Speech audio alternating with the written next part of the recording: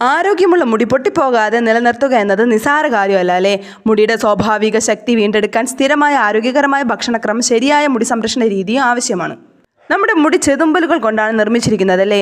മുടിയുടെ ഓരോ ഇഴയിലും ഓവർലാപ്പിംഗ് ചെതുമ്പലുകളുണ്ട്.